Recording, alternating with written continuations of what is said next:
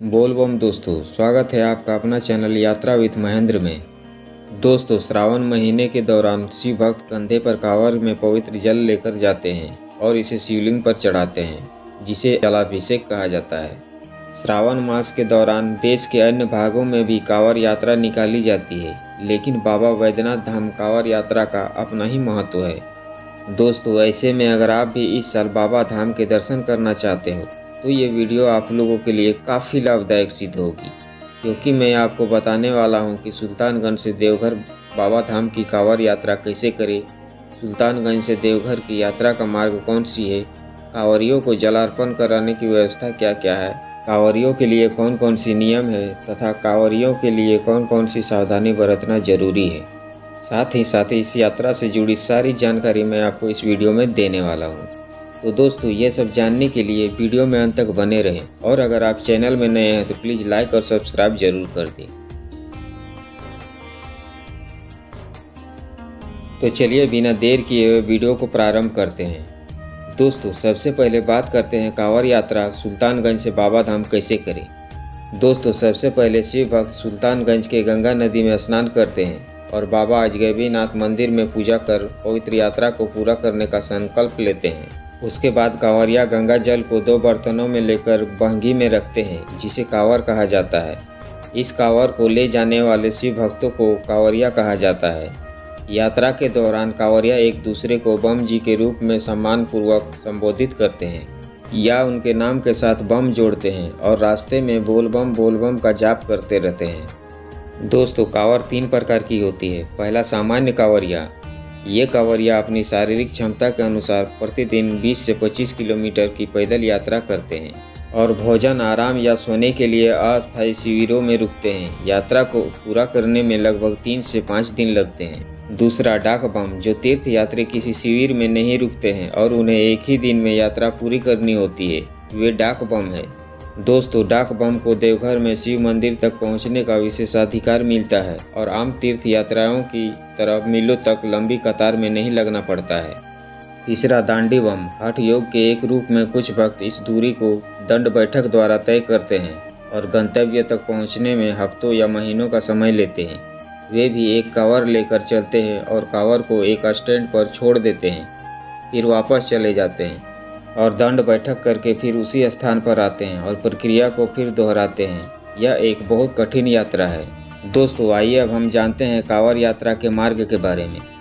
दोस्तों, शिव भक्त बिहार के सुल्तानगंज में गंगा धाम में गंगा जल भरकर पैदल अपनी यात्रा शुरू करते हैं और झारखंड के देवघर में बाबा बैद्यनाथ धाम में यात्रा संपूर्ण करते हैं। सुल्तानगंज से देवघर की कुल दूरी करीब 105 किलोमीटर है।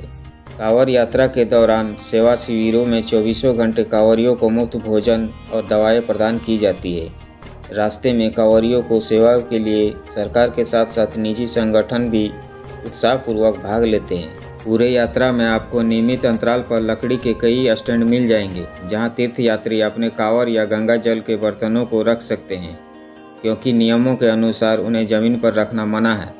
दोस्तों, बाबा धाम पहुंचने के बाद दर्शन के लिए तीर्थ यात्रियों की भीड़ के अनुसार लंबी प्रतीक्षा कतार में लग जाते हैं। मंदिर और जिला प्रशासन शीघ्र दर्शनम सुविधा भी प्रदान करते हैं।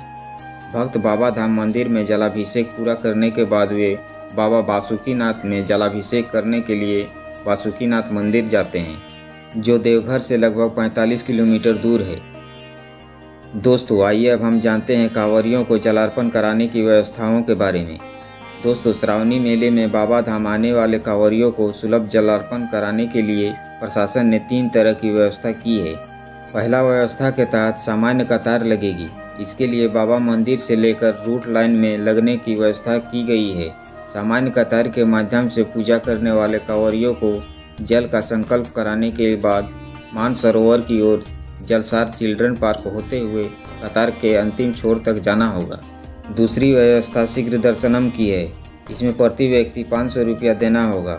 इस कूपन को लेने वाले भक्तों को प्रशासनिक भवन के रास्ते से 20 से 30 मिनट में जलार्पण करने की व्यवस्था की गई है। दोस्तों, इसके अलावा तीसरा व्यवस्था ब्रह्मा अर्घा से जलार्पण की गई है।